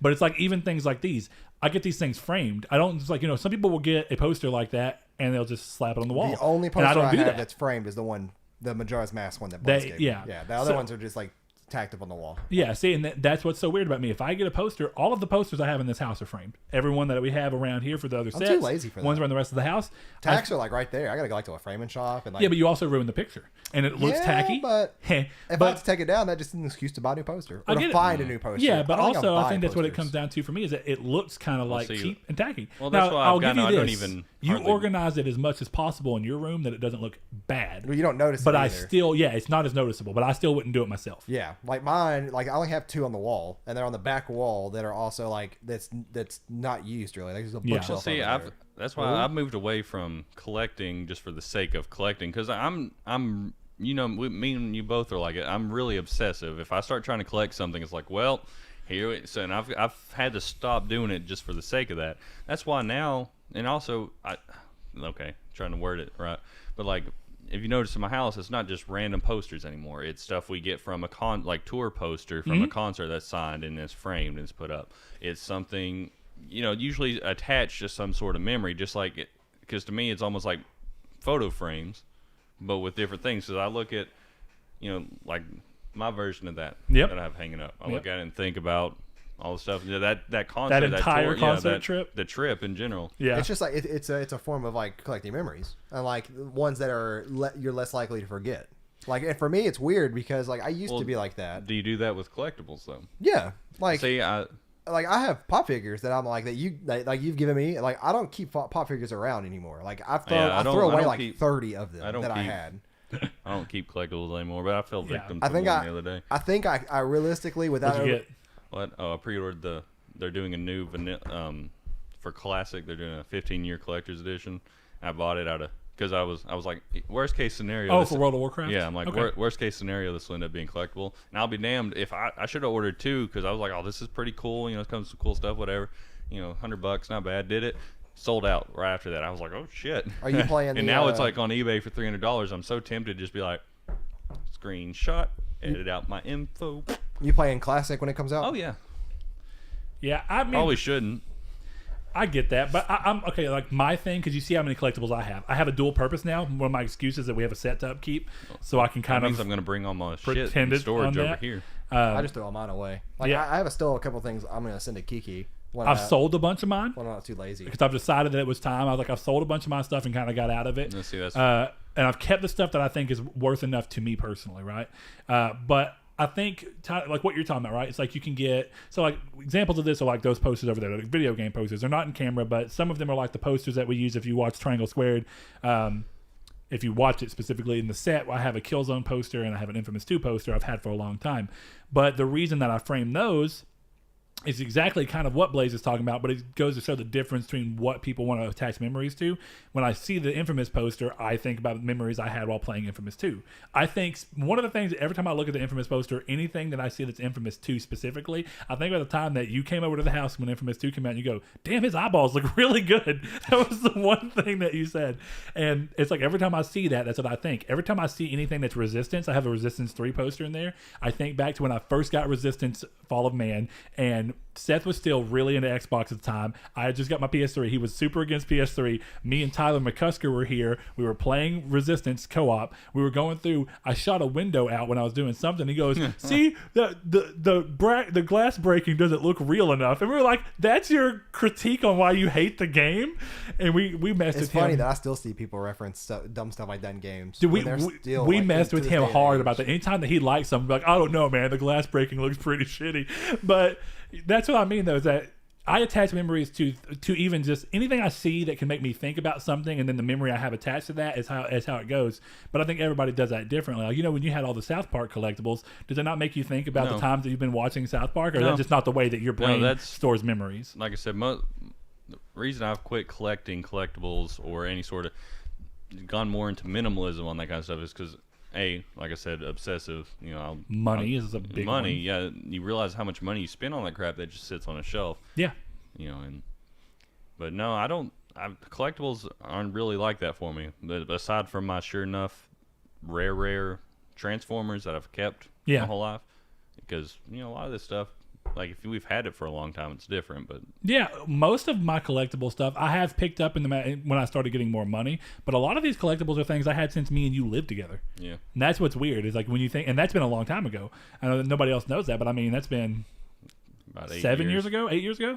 So I mean that's just collectibles are a weird thing, but money is a big thing, and that's why I've slowed down. It's not even money; it's space. It's space and peace of mind because unnecessary attachment to things. Yeah, really it's becoming unhealthy to attach to. Space is like my biggest killer. Like I had to declutter my life. Like there was too much crap that I had that I was just like, this is taking a room that I don't care about. And that's why I threw a lot of stuff out. You should have seen how much when I moved, how much shit I got rid of. Well, that's why I like moving. It's always one of the most stressful things in the world. It forces you to it's like it forces you to get rid of all the stuff you don't need. Well, it's like it puts you in the mindset necessary to make the decision of, do I really want to put the effort into taking this, hoping it doesn't break? Right, yeah. Getting it back there. You don't typically need it if that's the case, though. Yeah. It's just like before I moved, I had a whole room full of crap. Yeah. And you haven't been to my new house yet. It's dramatic difference between that and my old house. Yeah. Like it's a huge difference. Massively just minimal. And it gives you less to clean, less to work around, less things to be like. It's like these pop figures. At first, it's like, oh, it's cool. This set. Well, now I need all of the Kingdom Hearts ones, Brett. And then it just becomes. It's just not healthy. We all had to slow down on that. And what's interesting about that, though, is like I'm starting to take that approach. I'm letting my collector side flourish for here because it serves an extra purpose. Right. And that's kind of a good way for me to be able to break them apart. Is say, well, look, I can fill this up, and once this is full, I can slow down. And it's like once we have a reasonable way to pull off different sets and whatnot, and we can kind of just use those. But the rest of the house, like you went into the bedroom earlier. My dresser is completely cleared off. It has a TV and alarm clock. That's it. My side table cleared off. All it literally has is underneath too more. I used to keep everything out. My deodorant, my medicine that I have to take every morning is all underneath in a hidden part where you don't see it. And now I can just pull it out. The only thing I have on there is one coaster. So if I have a drink, I can put it there. And then I have my phone charger and my Google Home Mini. Yeah. The top of my refrigerator, my mini fridge in there, has got a fire extinguisher in there just in case one ends up happening.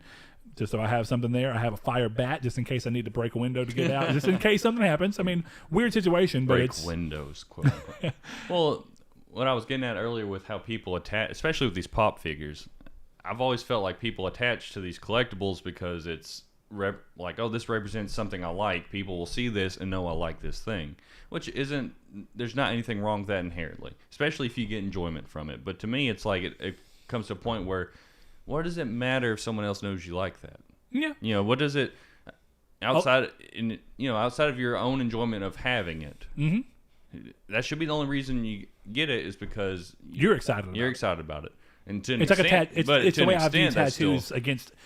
Opposed from you is that like I would never get a tattoo, or not say never, but I'm far less likely to get a tattoo than you've been because a number of reasons. Value, just the fact that having them, they're not as easy to get rid of if it's something you stop caring about and just kind of going to go, But it's also the thing of, right, you don't get a tattoo for other people necessarily. Now, you want it to look good for yourself and because, of course, you don't want to be walking around someone else looking at something that looks like crap on you. But, I mean, the primary reason you get a tattoo is for yourself, right? Correct. All right, and I think most people are like that, unless you have some weird outer thing, like if you're a tattoo model and you're like, well, I'm just getting a tattoo because it's going to help me make more money in my career. Some of it's impulsive, and then some of it is the thing. Well, if people see this, they know.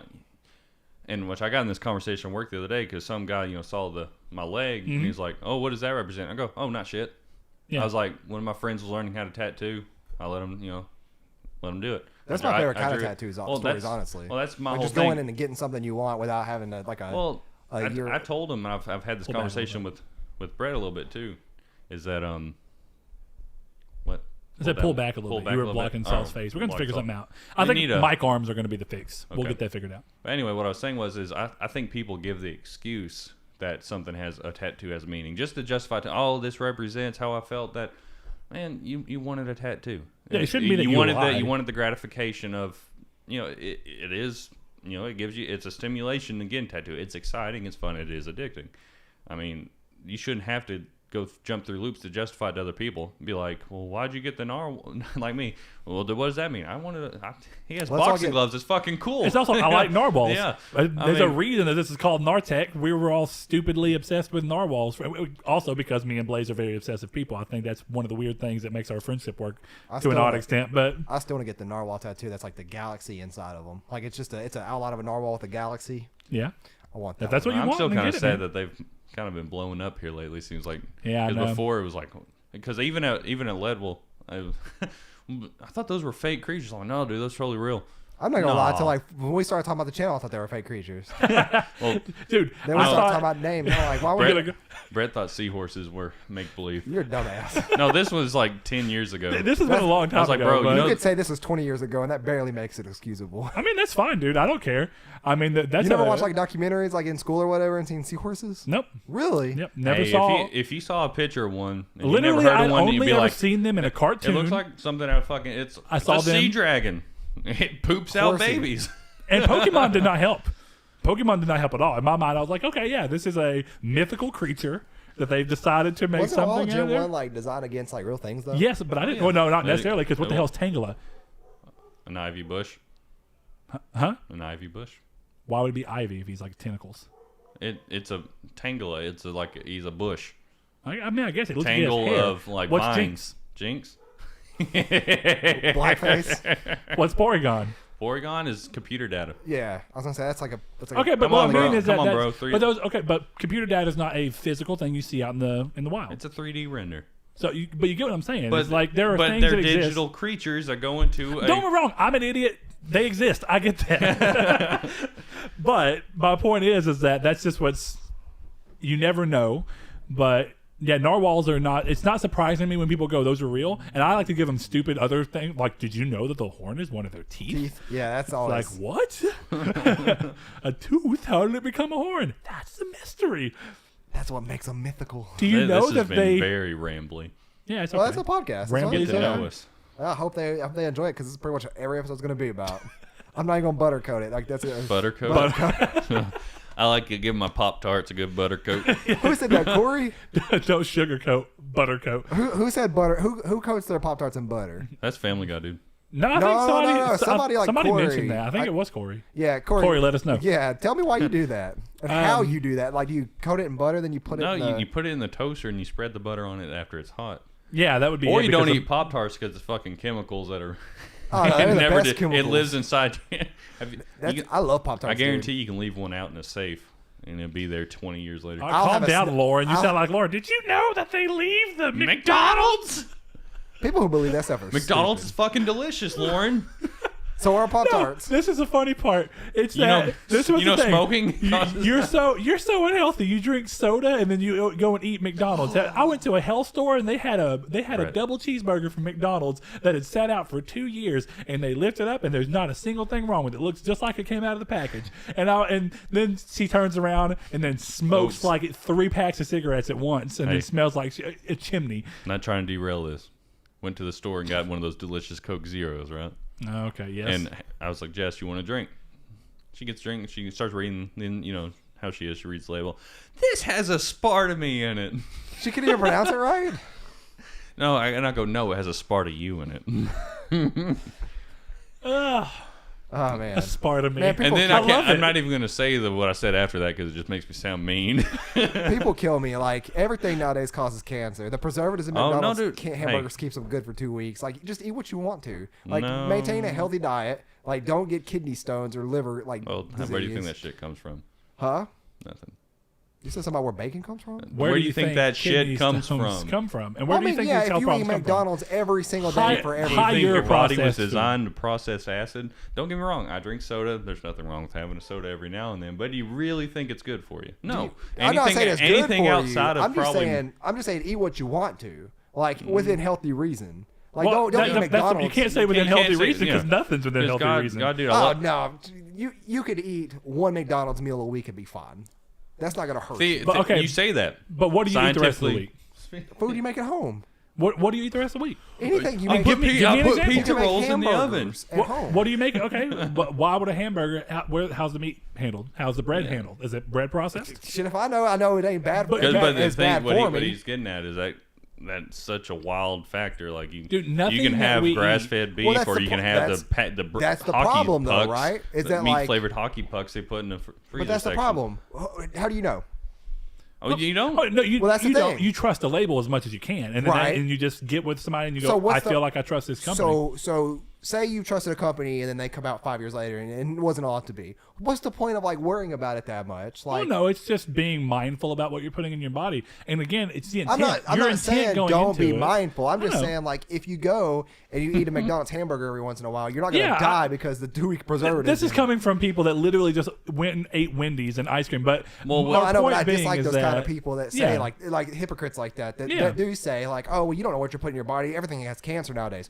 Well, I'm glad that everybody's I'm pretty gonna sure have your cancer. cell phone in your, if you're gonna go by that, Yeah, your that's cell right. phone Yeah. in your put it next to your brain and by your There you go, microwaves in naughty my brain. bits. Real talk. Almost every time I drive, I slide my phone underneath my ball sack. Yeah, And no, I I was do that thinking, like, forever. Just and to I make start it. thinking, I'm like, am I going to mutate my balls? I thought it was like the. But no, real talk, I am thinking, I'm like, could that cause testicular cancer? But then again, my reason I haven't really stopped it, I was like, what's no, dude, different for those it being under my laptops. ball sack versus on top Especially of the my leg? older laptops. Well, that's the thing. It's like why worry about this kind of stuff? Like I understand, like it might be bad, and like it's just not something I will ever worry about. You have to live as comfortably as you know, and if you want to be mindful of certain things, You because can be you're mindful of certain things, Yeah. yeah. But like that's the thing is that it's everything you hear about. Every news article coming out is like cancer. Like my favorite part is in 2 you'll months click later on it. or 2 I years won't later click they on go, it. That's why I don't "Oh." know what they're talking about. See, the biggest thing about science and doctors is like nobody can even. Back Tinfoil had those doctors. But no, Okay, you stick pins in people and what I mean is specifically when people are talking. I know everyone has had to heard this by now, to where you're talking to somebody and you crack your knuckles. You're like, doctors say you shouldn't crack your knuckles because it's going to cause you arthritis. And then you can see somebody else go, well, actually, they say that you're releasing gas that builds up in your fingers. It's actually good for you. And it keeps the pressure off your joints, which helps not deteriorate your muscles and lead that's a toward- long sentence to do a mock voice in. Yes, you it gotta, is. You got to cut them down. You gotta chill But it my out. point being is that when that happens, it's like in every single thing, I pop my knuckles like crazy. And then my entire life, I've heard literally the majority of my childhood, it was, that's bad for you. It's going to give you arthritis. By the time I was a teenager, that's good for you. It's going to help you. By the time I was Right, back that's what into I'm saying. working, it's not good for It's you. all It's not stuff going to you work. can't seriously worry about. Like, did you know? Like, I've read this multiple times through multiple different places that sitting too close to the TV isn't as bad for your eyes as people make it out to be. Nope. It's just literally get your ass away from the TV so your parents can see it. Yeah. And it's the same with like the dome light. How old were y'all and when y'all realized having your dome light on your car was legal? I still don't know if it's legal. It's legal. But it's I don't a worry map about light. it. It's a map light. I don't worry about It's it. just your parents told you having that light on in the car Because is you illegal. can't fucking see, Saul. That's Yes, you the point. can. No. Have you tried to drive with that thing on? I've at night? done that multiple times when I've been like having Annie look at something in our Older car. cars, way worse. Newer cars that use low directional it's LEDs, different. There's not near as difference between bad. an LED But and it's a not bulb. illegal. They just didn't want you to have the light on Yeah, in but- the car. Yeah, see Well, how turn the- much do you turn go the through your damn whole light off. life thinking that something's wrong and it's not. Well, yeah, You'll it's and what's and okay, you'll see is whenever you have kids, if you ever have kids. Never having kids. Okay, but just say for the sake of the argument, you'll see the stuff you tell them that's not real, but that doesn't hurt to say. But it's to like the light thing. The park doesn't close at a certain time. I just don't want to drag my ass to the park and take You know, Well, the park does close at actually See, dark. I'm try dreading when not they to find do out that. chicken nuggets and chicken, the animal, are the same thing too. Oh yeah, that's gonna be a weird thing. I try not to do that as much as possible, even when Kyrie brings up stuff because I'm not religious, of course, and she goes to church with mom, and it's because she wants to. And I had to really, for a long time, I kept her away from it. But then when she was actually able to tell me, I want to go to church with Nanny, it's like, well, what am I supposed to do?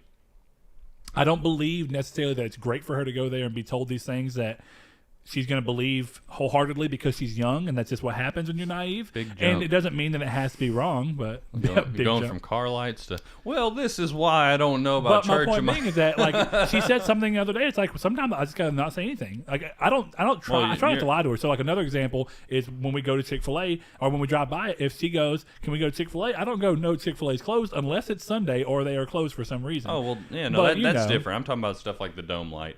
You don't, it makes it hard to see while you drive. But no, I guess a good example that actually goes towards what you're talking about is some things that you lie to help you. But this is more of a thing. Kyrie was getting really scared to go to bed by herself because she thought there was monsters. And I had to literally go get an Thought empty there. bottle of spray and wash and just hand it to her. I said, "Here's monster spray." And we sprayed her whole room down before we went and laid down. And she laid down and I said, "You grab it. Now, if anything comes towards you, you spray them and it makes them disappear." And she, I swear to God, if I thought there was monsters in my room, and then you gave me the option of if a monster comes at you, just spray it. I'm like, why is it coming at me? We just sprayed the room down. no, dude, No, but it it's worked. a repellent. It worked. Actually, that would what not I- have what- worked on me as a kid. What I told her was, My bad. they shouldn't come at you at all because we protected the whole room. But just in case if something happens, and then I said, but they won't. Here's the 9mm. But I said, yeah, just in case. I was like, if something happens, I was like, but they won't. They'll see that you have that bottle and they'll stray away because they don't want to get hurt. And she thought it was awesome. She was like, I have the power, and it's like that's a lie I needed to do. That's when you go in the next night dressed in a Halloween costume and you fuck your daughter's life up. Okay, perfect example. Oh, that's sentence. That's when you go in a costume. You also put a Whoa, weird whoa, pause. whoa, yeah. Thank God. But listen, What? The members in our take do not endorse. the way that you did the sentence, you said, No, that's no, what you no, go in- don't even repeat it. If he can't. can't figure that, if he can't figure that out, no one's gonna help him. I don't get Anyway, it. What did I we'll say? talk about We'll it talk later. about it off. But that's when you go in. That's when you go in there and you scare the shit out of your daughter. Be like, "Rrr," like, look, it's Okay, just there me. you go. Yeah, but We're all monsters. Sentence phrase better. yeah, a lot better. What are you even saying? You had a porn title going. What are you saying just then? Sentence? The way that's when you go in and fuck your daughter's life up. I didn't have a pause in Yes, there. you did. Did I really? Yes. Oh, whoops. Now we had to repeat it on camera. We do not Bleep- endorse Please bleep that out. Yeah. well, incest. Not to bother What? not to bother that my daughter's 4 years old. Oh my God. We gotta edit this out. No, you did it. You're the dumbass. Yeah, I didn't do it at all. Y'all the one that took it out of context. We're gonna have a dumbass hat. No. Here you go. You get Dude, yes, we need a dunce hat for the show. And if somebody says something overly stupid, we have to wear the It hat. wasn't you go. overly stupid. Y'all the ones that made it overly No. stupid. Nah. Look, that's how we learn to process our It's sentences not. better. It's not We're stupid. kidding. It's all. It's ignorant. But I anyway, wouldn't have said it. dude, Kyrie already thinks about that, though. She watched Coraline. She thinks about whether or not we're going to come in and mess with her, right? Oh, we gotta edit that out. Like we're gonna edit that out. We're not going to edit anything else, Saul. Just calm down. Listen, Kyrie watched Coraline. Go grab me one, too.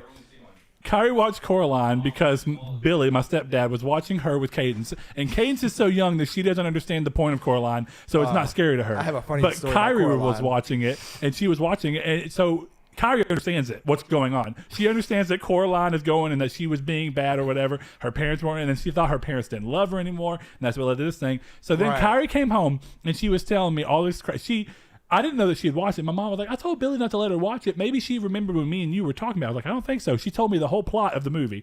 But more importantly, it got to the point where she was like, are you a mommy? If I don't listen to you and mommy, are you going to be mad and not love me anymore? And I said, no, Kyrie. Then she looked me dead in the eyes after we went through this long conversation about it. And she goes, you and mama are not going to go get buttons and put them on your eyes to try and scare me, are you? I was like, damn, kid already knows that we have a fucked up sense of humor in this house. Coraline, I've never seen it, but like one of my favorite things in the world that I think back on too is like whenever I was working at the mall in Journeys, we would work through Halloween or whatever, and it'd be like costume day or whatever. That people would come in and they would have their kids dressed up, and you give them candy and stuff, and try to like sell them shoes.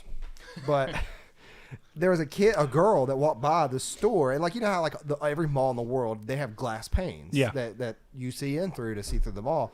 Well, like she walked past Journeys, and like there are two pillars that separate a glass pane, and she looked into Journeys and she started screaming. But there was only me and the store manager in Journeys, and I was in the stock room. So like I like peeked my head out, like what is going on out here? And our store manager's out there. She did not realize who she was in the costume as, and she saw her reflection in the glass, and it scared her, and she was freaking out. So who was she? Coraline? She was Coraline, yeah. Why would she freak out? Because Coraline's not even a creepy looking person. I don't know. Listen, I had nightmares at Jurassic Park when I was younger. Like, Jurassic Park's scary. Yeah, you want to eat a T-Rex eating the shit out of you? I remember them watching that when it came out. I was like, but no, like I threw a fit. I went to go see it in theaters when I was like 4. I think was when it came out. But great special effects for how old that movie is. Like I got, I was one of those kids that screamed just so they had to take me out of the theater. And then we had it on VHS at my aunt's house. His dad was like, "You little bitch." It was actually my older brother who took me. It was RC? Yeah. RC was like, "You little bitch." And so like we got it on VHS and we were at my aunt's house, and like I remember it came up and I was like, "Oh no, this is that movie!" And I started screaming when I saw Velociraptor.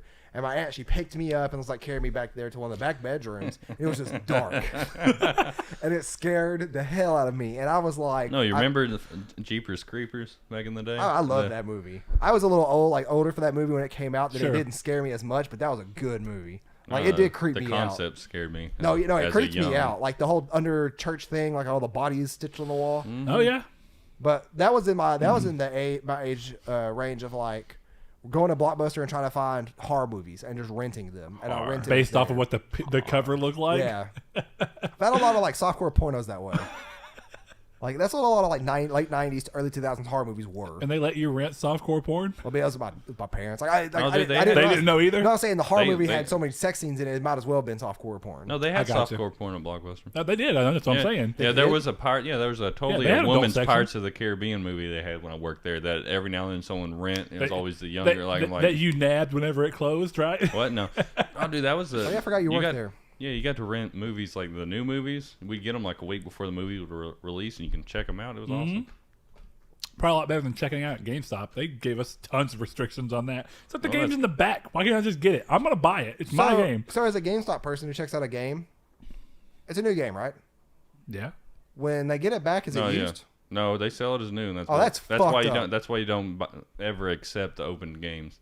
Yes, that's fucked up. Like you're going home and you're playing that game and it's been into my system and then they take it back. But I never did that unless the game had already been out and I try and do it when it was used, or if we already had, or I try and do it with a copy that was out on the shelf. That's illegal, right? Like that can't be. That technically doesn't fit under a new anymore. It's been open and used. Honestly, I don't know.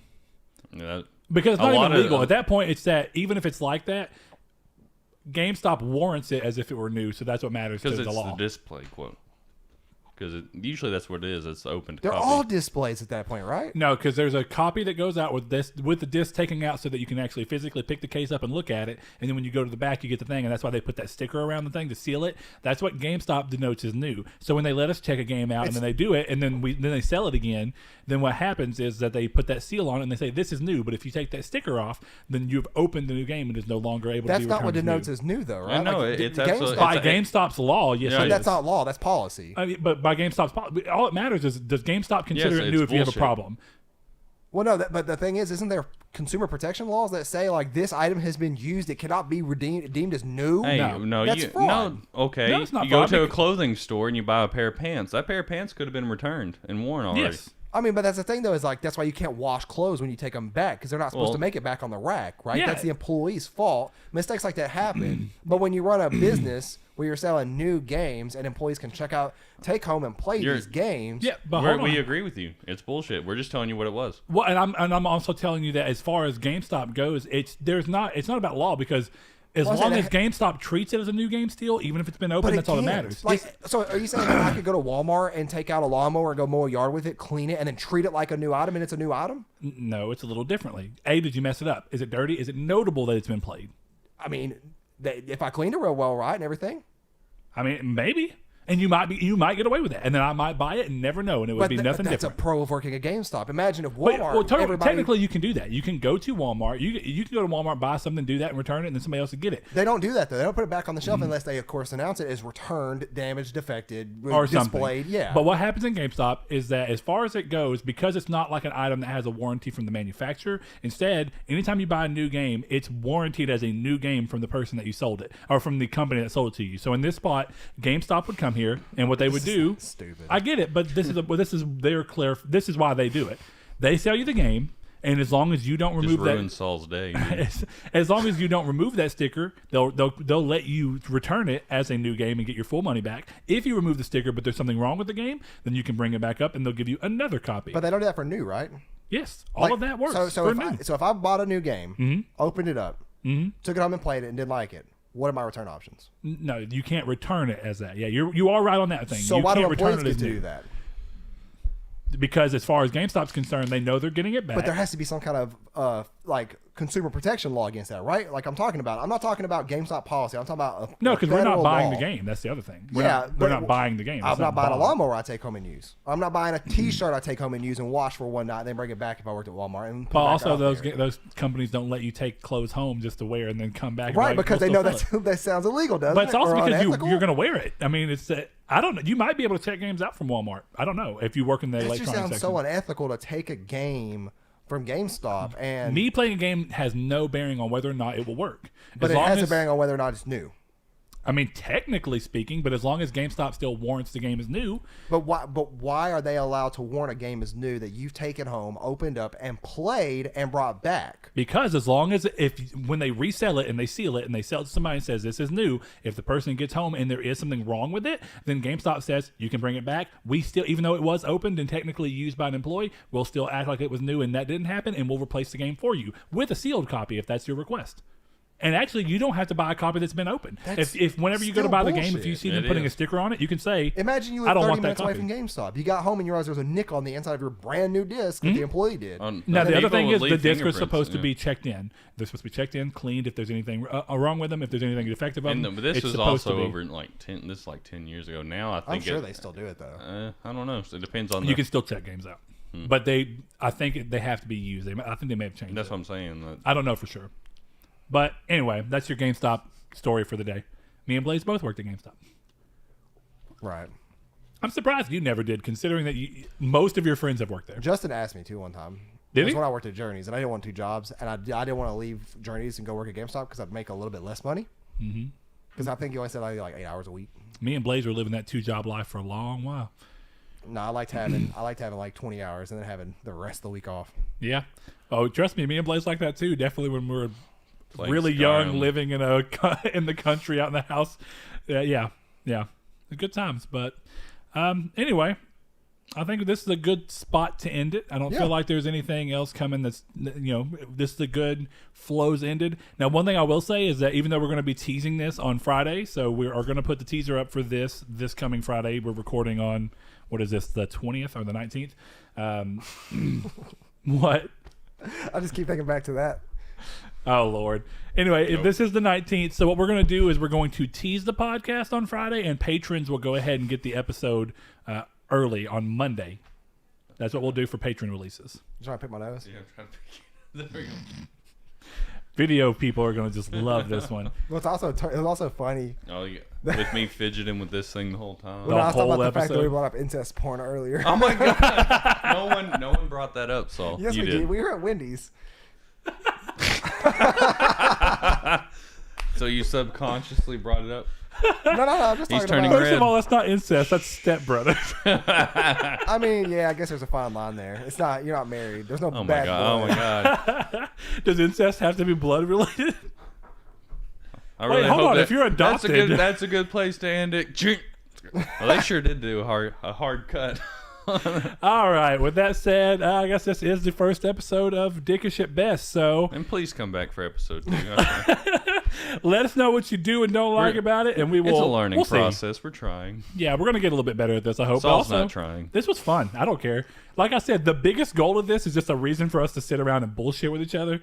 And I feel like we succeeded gratefully in that. And if nothing else, if that transfers over to whoever's watching and or listening, then we're doing okay.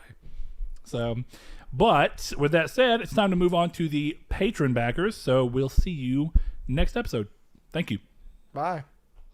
Thanks to our patrons, Chad V, Dan Barber, Josh Jarrell, Matthew Green, my name is Dan, Douglas Below. Oh, oops, I don't have the microphone on this, so it doesn't matter.